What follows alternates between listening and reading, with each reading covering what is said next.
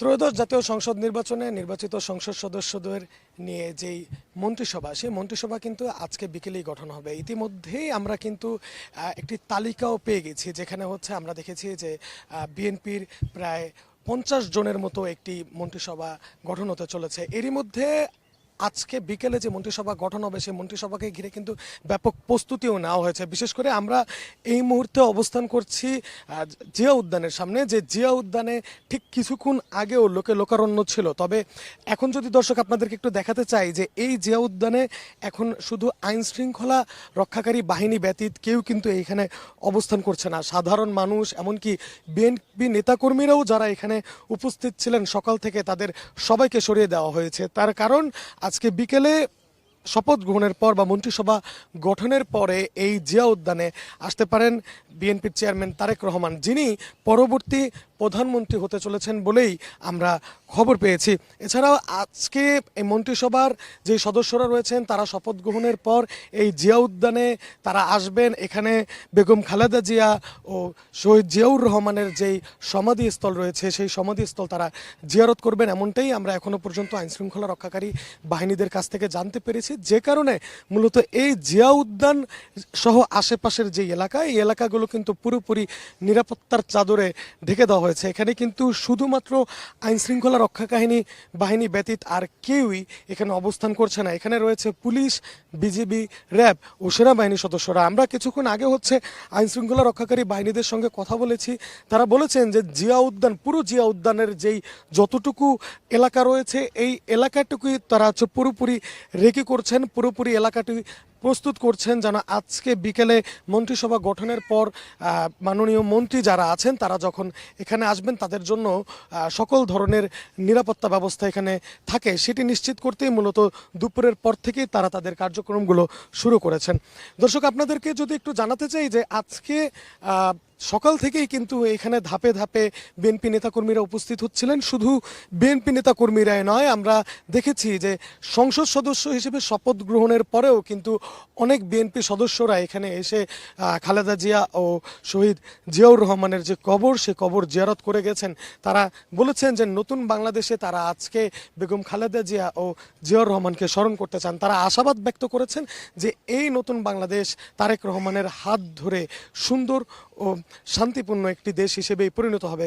আমরা এই মুহূর্তে রয়েছি জিয়া উদ্যানের সামনে। রাজধানীর যেই জিয়া উদ্যানের পুরো এলাকাটি এখন হচ্ছে নিরাপত্তার চাদরে ঢেকে ফেলা হয়েছে। দর্শক, আপনাদেরকে যদি একটু জানাতে চাই যে ইতিমধ্যেই কিন্তু মন্ত্রিসভায় কারা কারা জায়গা পাচ্ছেন সেই তালিকা আমরা পেয়েছি, যেখানে মন্ত্রী হিসেবে রয়েছেন মির্জা ফখরুল ইসলাম আলমগীর, আমির খুসরো চৌধুরী, সালাউদ্দিন আহমদ, ইকবাল হাসান মাহমুদ, হাফিজ উদ্দিন আহমেদ, আবু জাফর, মোহাম্মদ জাহিদ হোসেন, আব্দুল আউয়াল মিন্টু, কাজী শাহ মুজফফর হোসেন কায়কাবাদ, মিজানুর রহমান মিনু, নিতাই রায় চৌধুরী, খন্দকার আব্দুল মুক্তাদির, আরিফুল হক চৌধুরী, জহিরউদ্দিন স্বপন, দীপেন দেওয়ান, আনম এহসানুল হক মিলন, শেখ রবিউল আলম, আসাদুল হাবিব দুলু, সর্দার মোহাম্মদ সাখাওয়াত হোসেন, ফকির মাহবুব আনাম, আফরোজা খানম, মোহাম্মদ শহীদ চৌধুরী অ্যানি, মোহাম্মদ আসাদুজ্জামান, জাকারিয়া তাহের, মোহাম্মদ আমিনুর রশিদ ও খলিলুর রহমান। মূলত এই 25 জনের মতো সদস্য পূর্ণাঙ্গ মন্ত্রী হিসেবে তাদের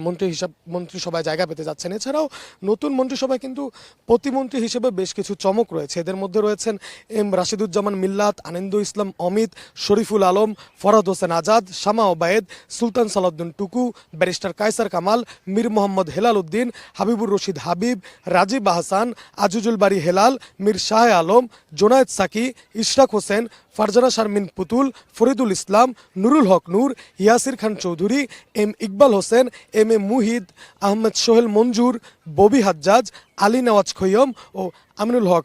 এই যে মন্ত্রী ও প্রতিমন্ত্রীদের যে তালিকা রয়েছে, এই তালিকাই মূলত আজকে বিকেলে সংসদ ভবনের দক্ষিণ প্লাজায় তাদের মন্ত্রিসভার যে শপথ, সেই শপথ গ্রহণে তারা অংশগ্রহণ করবেন। সেখানে তারা শপথ নেবেন। এরপরে তাদের এই জিয়া উদ্যানে আসার কথা রয়েছে, যেখানে বিএনপি চেয়ারম্যান তারেক রহমানের নেতৃত্বে মূলত তারা আজকে এই জিয়া উদ্যানে এসে উপস্থিত হবেন বলে আমরা জানতে পেরেছি।